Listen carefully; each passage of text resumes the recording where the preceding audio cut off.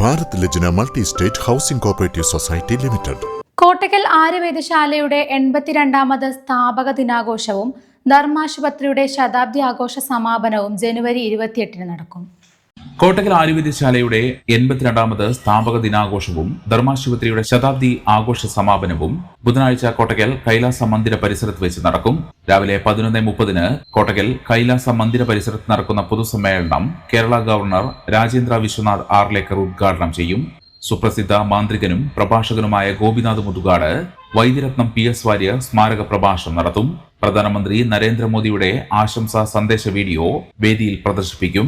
യോഗത്തിൽ doctor MP Abdussamad Samadani MP അധ്യക്ഷത വഹിക്കും. Professor KK Abid Hussain Thangal MLA, Kottakkal നഗരസഭാ ചെയർമാൻ KK നാസർ തുടങ്ങിയവർ ആശംസകൾ നേരും. Managing trustee doctor PM Warrier സ്വാഗതവും chief executive officer K Harikumar നന്ദിയും രേഖപ്പെടുത്തും. പത്മഭൂഷൺ ഡോക്ടർ PK വാര്യരുടെ ആത്മകഥയായ സ്മൃതി പർവ്വത്തിന്റെ അവസാന ഭാഗത്തിന്റെ പ്രകാശനവും വേദിയിൽ നടക്കും. അന്നേ ദിവസം രാവിലെ 10 മണിക്ക് ഇതേ വേദിയിൽ നടക്കുന്ന അനുസ്മരണ സമ്മേളനത്തിൽ ഡോക്ടർ KG പൗലോസ് മുഖ്യപ്രഭാഷണം നടത്തും. തുടർന്ന് അർഹരായ വിദ്യാർത്ഥികൾക്കുള്ള വിവിധ അവാർഡുകളുടെയും സ്കോളർഷിപ്പുകളുടെയും വിതരണം മാനേജിംഗ് ട്രസ്റ്റി നിർവഹിക്കും. വൈകിട്ട് 4:30 മുതൽ ആര്യവേദശാല ജീവനക്കാർക്കും അവരുടെ കുട്ടികൾക്കും വേണ്ടി നടത്തിയ കലാമത്സരങ്ങളിൽ നിന്ന് തിരഞ്ഞെടുത്ത ഇനങ്ങളുടെ അവതരണവും കലാകായിക മത്സരങ്ങളിലെ വിജയികൾക്കുള്ള സമ്മാനദാനവും നടക്കും. തുടർന്ന് 7:30 ഇന്ദുലേഖ ലൈവ് മ്യൂസിക് കൺസേർട്ട് എന്ന സംഗീത പരിപാടിയും അരങ്ങേറും. പരിപാടിയുടെ തത്സമയ സംപ്രേക്ഷണം നവാവിഷൻ ചാനലിലും നവാവിഷന്റെ ഫേസ്ബുക്ക് യൂട്യൂബ് ചാനലുകളിലും ആര്യവേദശാലയുടെ യൂട്യൂബ് ചാനലിലും ഉണ്ടായിരിക്കും.